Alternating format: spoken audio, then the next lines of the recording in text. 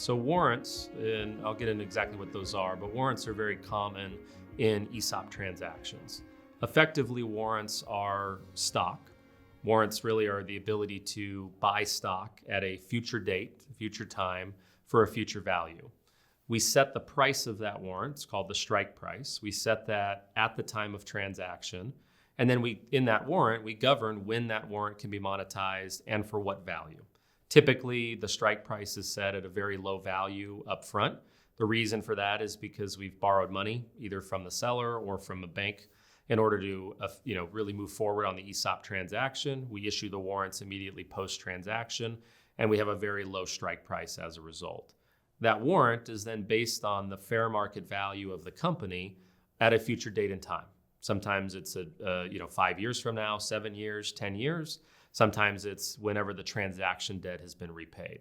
And so that warrant represents a number of shares or a percentage of equity.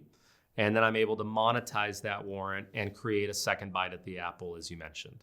And sometimes, for example, let's say that I have 10% warrants. The value of the company is $100 million 10 years from today. Those warrants are worth $10 million, right? 10% of the equity I'm able to monetize and transact. Sometimes they're converted into stock of the company, so I become a shareholder again in the future. Other times they're just monetized for cash. Why, the real question though is why do we use warrants, right? What's the important part of warrants? Why are they a part of a transaction? And maybe why are they not a part of other types of transactions? The real reason is because from an entrepreneur's perspective, I'm not receiving all of my money up front. If I sell to a third party, I typically get 80 to 100% of my cash at closing. In an ESOP transaction, that's not the case because bank is only going to loan so much money, right? Multiple of earnings, percentage of the deal size, whatever that might be. And so as a result, I'm having to take on some debt as a seller and get paid out over a period of time. So in exchange for that time value of money, we typically add warrants into it as a future incentive. In other words, I'm not getting all my money today, so why would I be willing to get paid out over 8 years, 10 years, 7 years, whatever that might be? And what's my value for that, right? What's my consideration? The other aspect of that is what's the interest rate? And so as a seller, I get to negotiate that interest rate when I sell my shares to the ESOP. If I use 10% interest, that might be above current interest rates, and that might be rather costly for the company. But if I say I'm willing to take 5% interest, I'm saving the company X amount of dollars per year.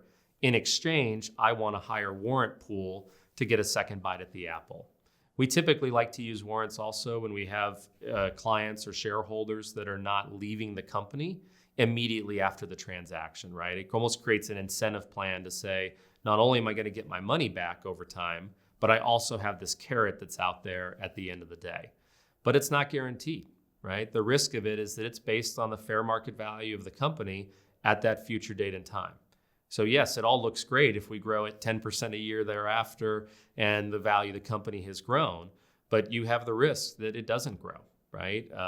We have another economic recession or a regulatory issue, or we just don't execute on our business plans. The client may end up getting less money as a result of those warrants, just simply because the value has not grown as much as we anticipated. The other aspect of the warrants is there's an estate planning component as well that is really crucial. So as I mentioned earlier, warrants are really issued at a very low value today with the goal of appreciating in value over that desired time frame, right? 5, 10 years, whatever that might look like. And so what we recommend to clients is they can use those warrants as estate planning tools. I can gift them to trusts or gift them to next generation at a very low value today. Over time, they appreciate. All of that growth happens outside of their taxable estate in a tax-free environment. Just represents one of the aspects of our holistic planning that we offer, right? Yes, we're focused on ESOP implementation, but we're also focused on a well-rounded approach for that entrepreneur.